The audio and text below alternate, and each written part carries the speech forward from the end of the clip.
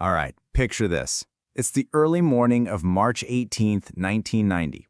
Boston is, sleeping off its St. Paddy's Day celebrations, and two guys, dressed up like cops, just walk into a museum. A little over an hour later, 81 minutes to be exact, they walk out. And in that short time, they pulled off the biggest property theft in history.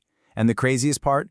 To this day, we still have no idea where the art is or who was really pulling the strings. So, what are we talking about in terms of value? Well, it's a staggering number. $500 million. I mean, just let that sink in for a second. $500 million. It's a figure that's so huge, it's almost hard to wrap your head around it, right? But this isn't just about money. We're talking about some of the most precious, absolutely irreplaceable treasures of our culture. And the kicker? Not one single piece has ever been seen again. Just poof. Vanished.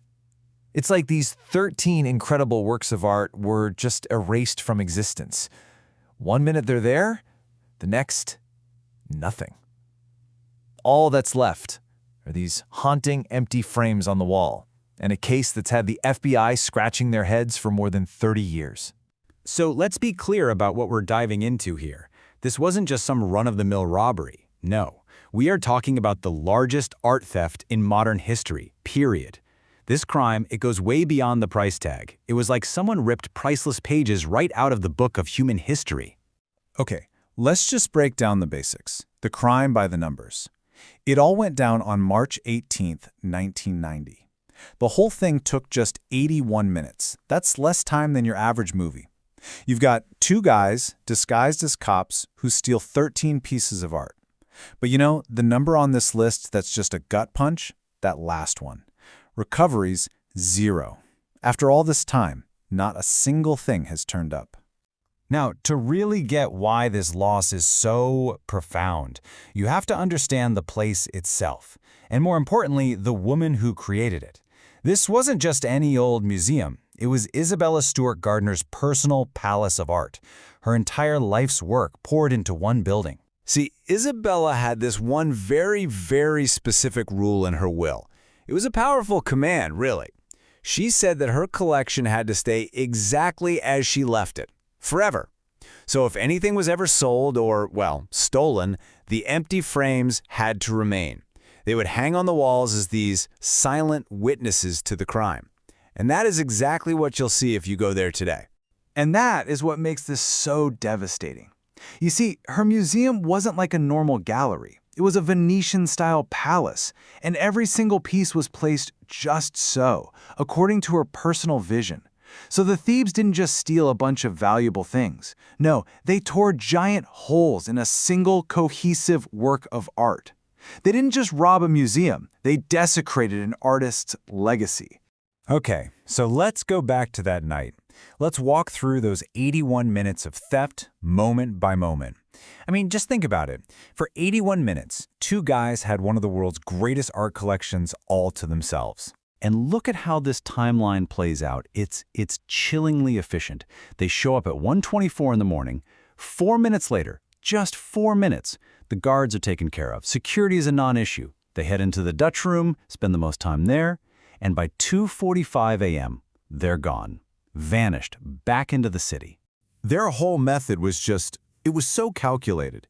They didn't smash a window or force a door. Nope, they used deception to get inside. Step 1. Then they neutralize security. Step 2. They target the key rooms they want. And finally, they execute the robbery. This was not a chaotic smash and grab. This was planned. It felt like a mission. And it all started with these words. Boston police. We got a disturbance call. That's what the guard heard over the intercom. And in that moment, he made a fateful mistake. He broke protocol. He buzzed them in. He let them through the secure door and into the museum proper. That one decision, that single moment, it sealed the museum's fate. And once they were inside, it was game over. The two night guards were quickly subdued, bound with duct tape, and locked away down in the basement.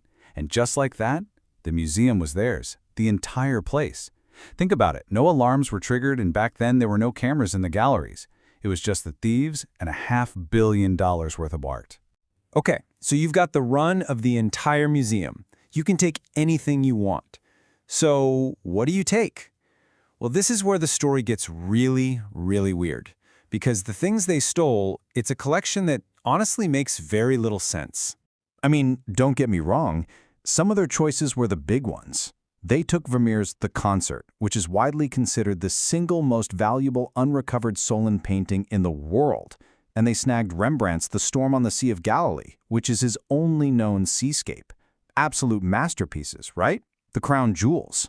But then, their shopping list gets strange. And this right here is the heart of the mystery. Look at this.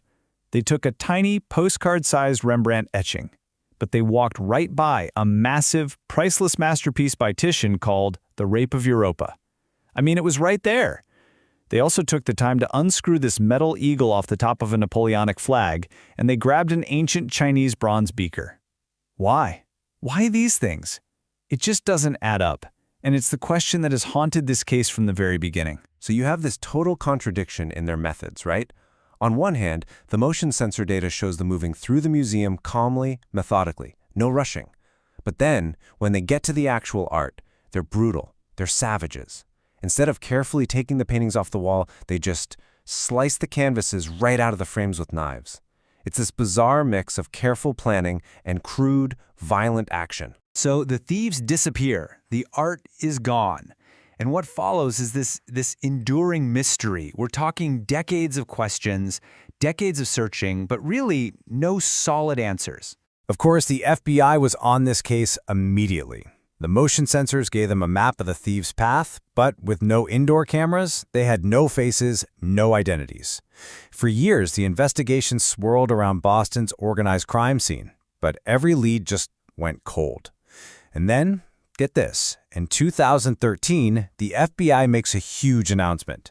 They say they know who the thieves were, but, and it's a big but, both men were already dead.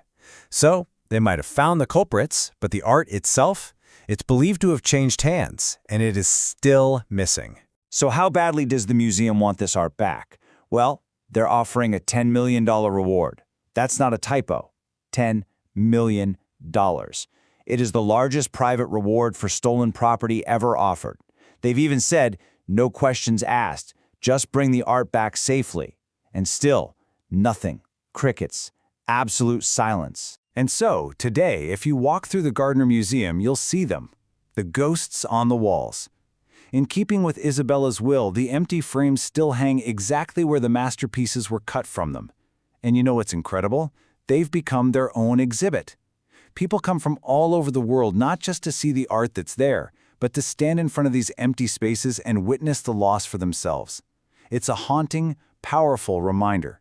Which leaves us with the one single question that matters. After all this time, will the empty frames ever be filled? With the thieves now gone, is there any hope left? Or are these incredible treasures of humanity just lost forever, living on only in our memories and in the haunting, empty spaces they left behind?